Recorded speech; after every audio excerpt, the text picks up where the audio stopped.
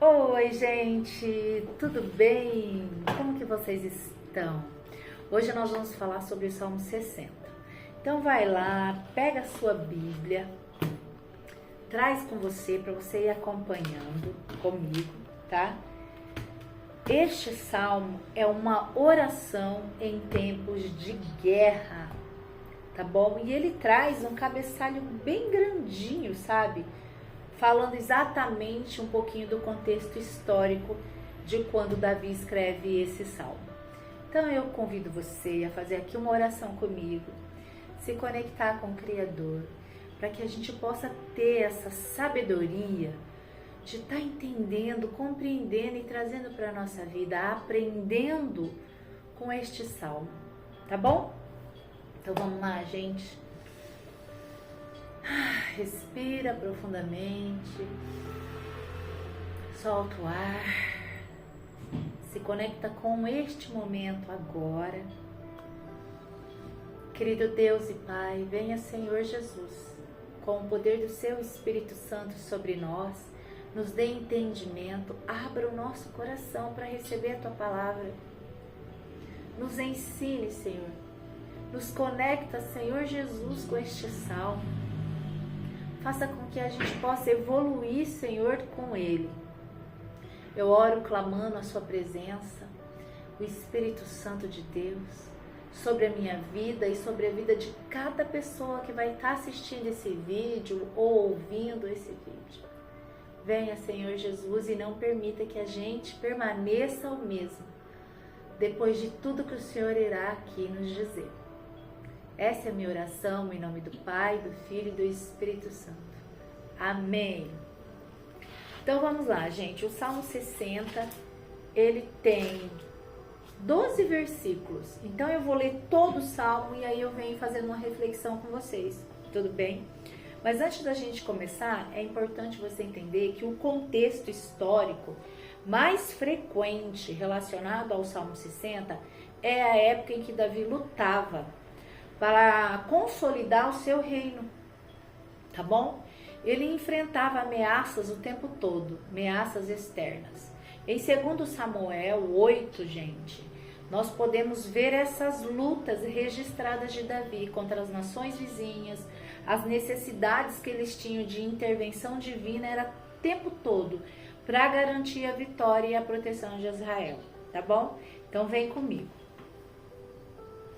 Ó Eterno, ao nos abandonares, tu nos alquebraste, tu derramaste tua ira contra nós. Agora, pois, restaura-nos. Reintegra nossas forças, fizestes estremecer a terra e a fendeste. Restaura esta brecha antes que desmorone. Severidade demonstraste a teu povo, um vinho que nos tornou cambaleantes, nos destes a beber. Concede aos que te reverenciam um estandarte a ser seguido em nome da verdade. Aí aqui tem uma pausa. Salva-nos com tua mão direita e responde às nossas súplicas para que sejam libertos aqueles a quem amas.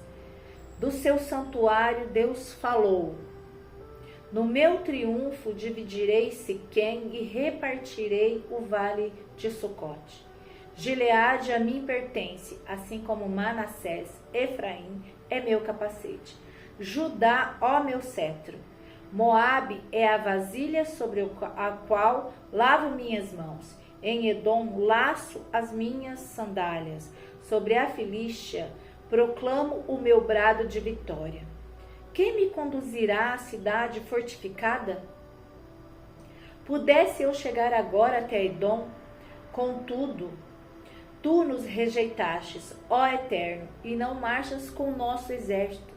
Dai-nos a tua ajuda contra o inimigo. Porquanto inútil é o auxílio dos homens. Só com Deus conquistaremos a vitória, pois é Ele quem destrói todos os nossos adversários. Gente, antes de eu continuar, deixa eu falar um pouquinho ainda sobre o contexto que ele foi escrito, tá? Porque ele traz no cabeçalho dele um texto até grandinho para a gente entender. E ele está escrito assim, ó. Para o mestre de música, conforme a melodia, os lírios da aliança, em algumas traduções está escrito assim, ó, sobre a rosa do testemunho, tá bom? É um poema de Davi para instrução. A história de Davi quando ele lutou contra os arameus da Mesopotâmia e depois da Síria. E quando Joabe, regressando, derrotou de Edom 12.000 guerreiros no Vale do Sal, tá bom? Então ele traz isso aqui no seu cabeçalho. Então, gente, o Salmo 60, ele é um poema, ele é uma canção que vai refletir uma época de muita dificuldade, de conflito na vida do rei Davi. Especialmente o que ó, em relação às suas batalhas contra esses povos que eu falei, os edomitas. A expressão que está lá para o mestre de canto sugere que este salmo ele era destinado a ser cantado, tocado, musicado, indicado sua importância na liturgia para a adoração do povo, da congregação. Eu acho isso muito legal.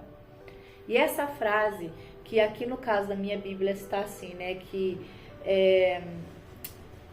era para ser tocado conforme essa melodia, os lírios da aliança, em algumas traduções está sobre a rosa do testemunho.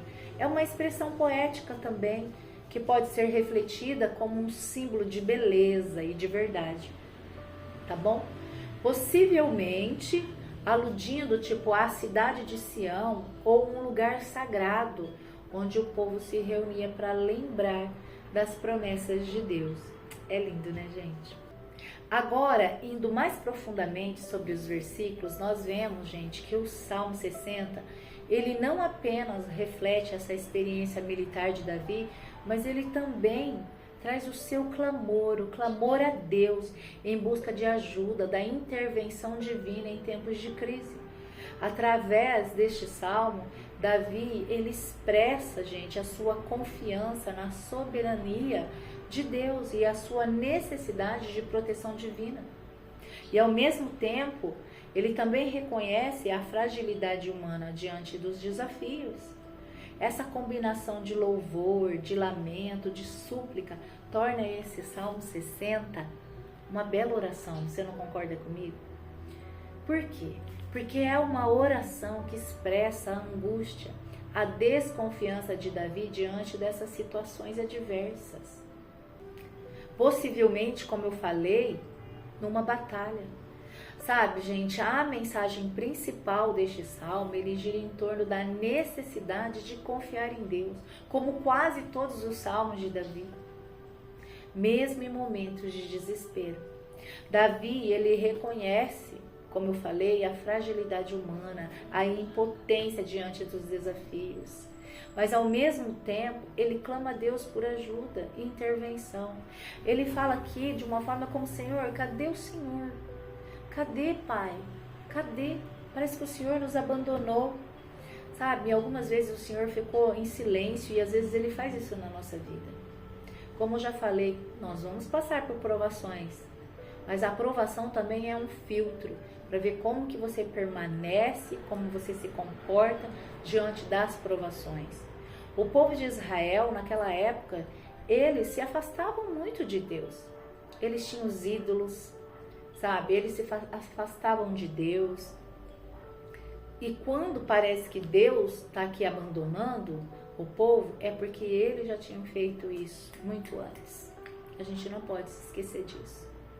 Nesse salmo, gente, Davi ele expressa a sua angústia e a sensação de que Deus havia se afastado do seu povo.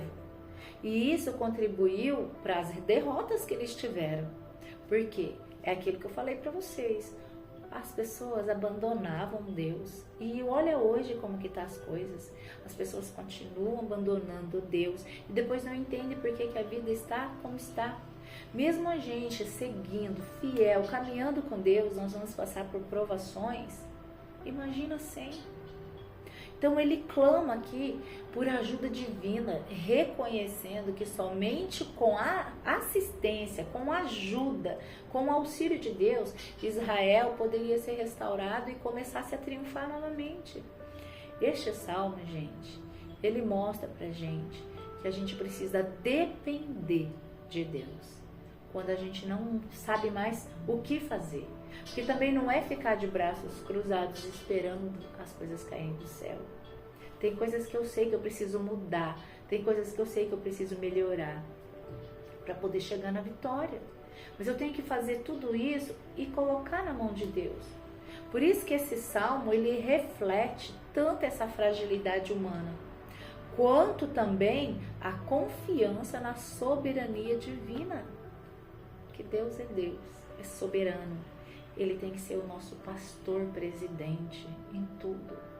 Olha, os versículos que mostram aqui um pouquinho antes do versículo 12, eles nos revelam a importância de reconhecer nossa fraqueza, a nossa limitação, para então demonstrar a nossa dependência de Deus. Muitas pessoas, às vezes, elas têm que ser levadas assim, lá para o fundo do poço, para poder reconhecer a sua própria fraqueza e limitação, para aí mostrar, não, Senhor, sozinho eu não consigo, vem comigo. Aí começa a depender de Deus.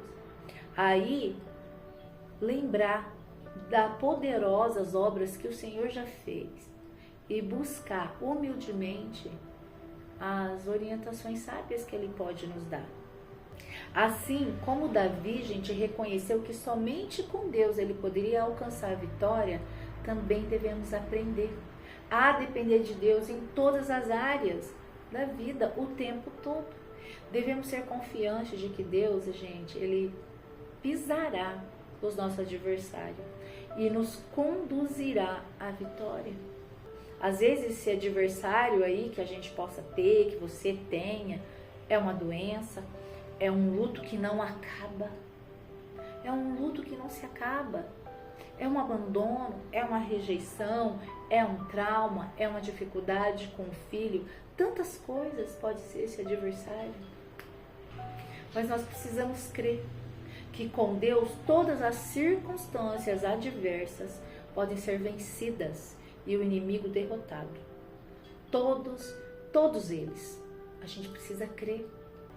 E para finalizar, nós precisamos entender que este salmo, ele fala da soberania de Deus. E a certeza de que com a ajuda do Eterno, do nosso Criador de tudo o que é possível superar as dificuldades, seja elas quais forem. Precisamos destacar a importância de buscar a orientação divina e manter a fé. A gente precisa fazer isso, destacar isso na nossa vida. A gente precisa se lembrar que Deus é quem nos dá a vitória, a força que nós precisamos. Este salmo, gente, ele nos convida a confiar em Deus em tempos de tribulação e reconhecer que, independente da circunstância, a ajuda divina é a essencial, é a que nós podemos contar, é aquela que vai nos tirar do meio dessa crise, dessa loucura. Mas permanecer firme, porque você vai passar por ela. Às vezes o Senhor não tira aquela crise, mas Ele nos ajuda a passar por ela. Firme. Então, entenda que você não está sozinho. Que você não está sozinho. Você tem um pedacinho do Espírito Santo de Deus aqui dentro de você. Se conecta com Deus para vencer, seja o que for que você está passando. Não se veja sozinho. Não se veja sozinha. Mentaliza que Ele está do seu lado, passando tudo junto com você. Quando Jesus ele estava na cruz, muitas pessoas acham que o Senhor o abandonou ali naquele momento. Mas para mim, o Senhor, Ele sofreu junto com Jesus. Eles são um. Eles são um. Jesus passou tudo. Ele estava lá junto com Jesus, passando por tudo. Lembre-se disso. O Senhor, Ele não se agrada de ver a destruição dos inimigos. Ele não se agrada. Mas Ele é um Deus justo, fiel. E Ele separa o joio do trigo. Então, que você possa ser trigo e que você possa confiar em Deus. Tá bom? Um beijo. Não deixa de encaminhar esse vídeo para uma pessoa, pelo menos, que você sabe que está passando por dificuldades e precisa dessa oração. Tá bom, gente? Até mais.